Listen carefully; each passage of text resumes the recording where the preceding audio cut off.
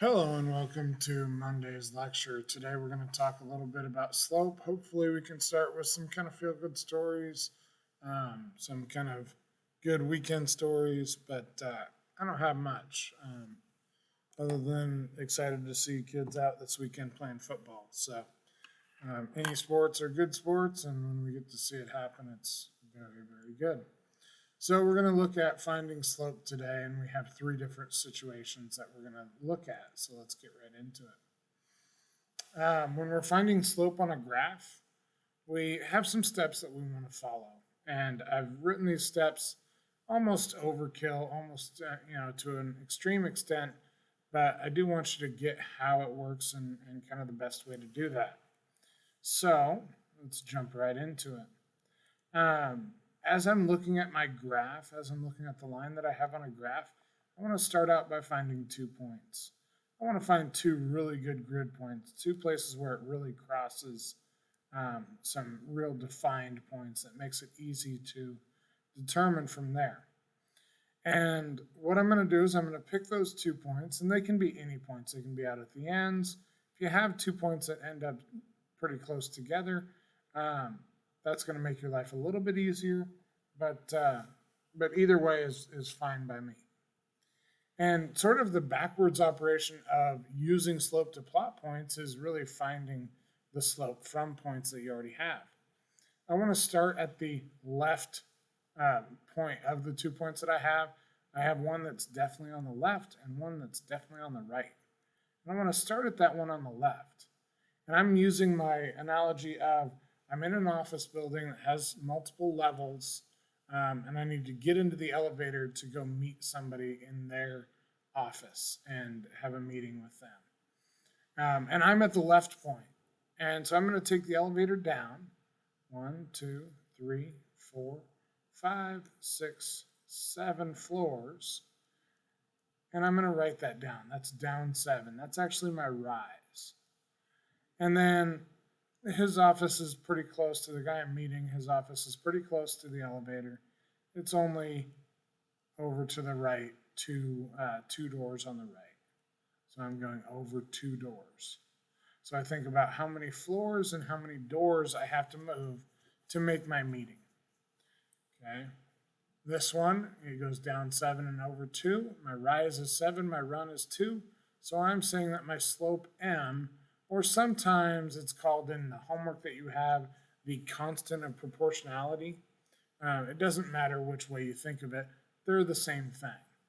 Okay, constant of proportionality is just a very fancy way of saying it. We call it slope, and we use M as the letter to denote slope. If you remember, y equals mx plus b uses M for slope. I don't know why M.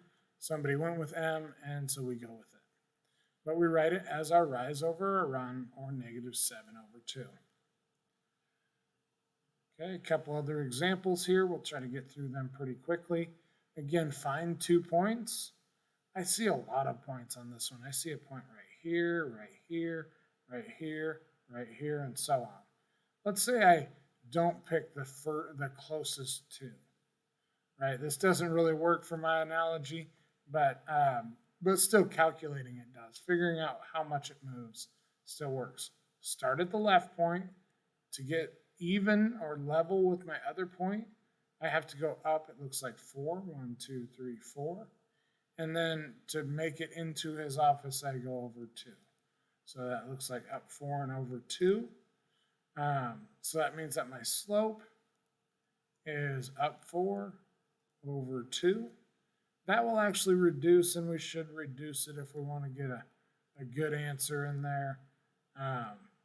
It reduces to 2 over 1, which is actually the same as 2. So my slope is 2 on that one.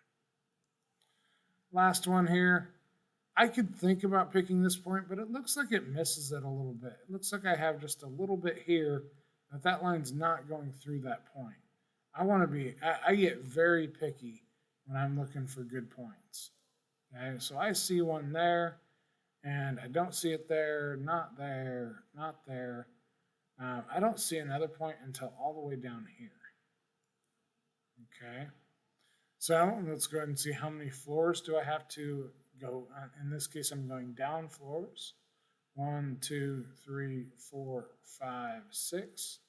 And again, I'm trying to get on his same floor, and then I'm going to go, down the hallway to get to his office. I forgot what I counted. 1, 2, 3, 4, 5, 6. So I went down 6 floors. Now I have to go over 1, 2, 3, 4, 5. 5 spaces to get to his office. So my slope, -6 over 5. And I have people, well, wouldn't you write that as like -1 1/5?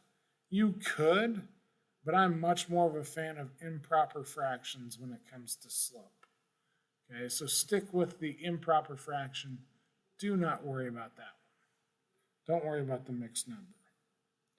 Okay, let's move right along. Our next little bit is about finding slope from an equation. I kind of think of this one as easy mode. If we have an equation in slope-intercept form, y equals mx, okay, my pen's lagging, I apologize, plus b, the number that's multiplied by x is m, which is my slope. I'm writing so much faster than that is. Okay, so that m number is my slope. In this one, it would be the -2. It would just say m equals -2. Let me see if I can restart this and see if that has any effect. We'll see. It may, it may not. Okay. It doesn't look like it did because it's still kind of hovering, but that's okay. So again, this is easy mode. Take it for what it's worth, take the easy points, and move on.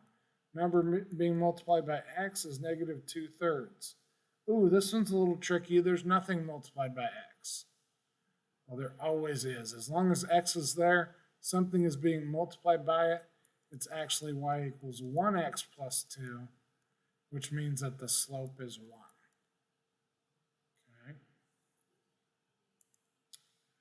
All right, the last thing we're going to do today is find slope from 2 just given points. And this is, if the last one was easy mode, this one's a little bit tougher. Okay, we do have some work to do. The first thing that I like to do is label my points as x1, y1, x2, y2, because I'm going to use an equation that has those values in it. Okay, I'm going through and I'm labeling. I'm not thinking when I'm doing this. I'm just labeling x1, y1, x2, y2. And there's going to be some work to do from here. I want to put those into my slope formula. That slope is equal to y2 minus y1 over x2 minus x1. And now I need to simplify that. So good job on finding that, but we're not out of the woods yet. -16 minus 0 is -16. -6 minus -8, those turn into add a positive. It turns into a 2. Okay. -16 over 2 is the same as -8. And now we're done. Okay. Let's look at our last two here, just more examples of this. But I'm going to do the same thing. x1, y1, x2, y2. Now, as you get better, you can start to be kind of picky about which point has your 1s and which point has your 2s. But your 1s and 2s have to be together. Okay? 1s have to be with 1s, 2s have to be with 2s. Put it into the slope formula, y2 minus y1 over x2 minus x1, and we simplify. -5 minus 4 is -9.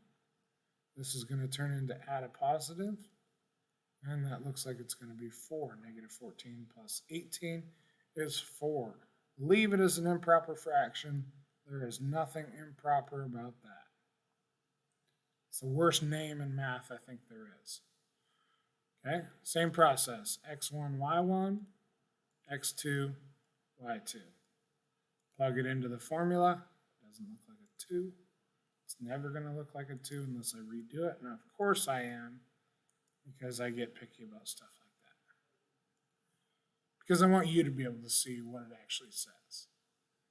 Put it into our formula, y2 minus y1 over x2 minus x1. Come on, pen. You can do it. And then we simplify. Negative 2 minus 18 is negative 20. Negative 14 minus 20 is negative 34. That's not a pretty answer. We can reduce it a little bit. They're both multiples of 2. So this is going to be a negative 10. This is going to be a negative 17. And since they're both negative, it's okay that they're both positive. And that's about as simple as that one gets. And that's my slope for that one, 10 over 17. Okay? Hopefully that helped. Made a little bit of sense of what we're doing today. If you need to get any more of these, if you need to write down those steps, I suggest rewinding the video, pause it, get what you need. And yeah, other than that, have a great day, and we will see you in class.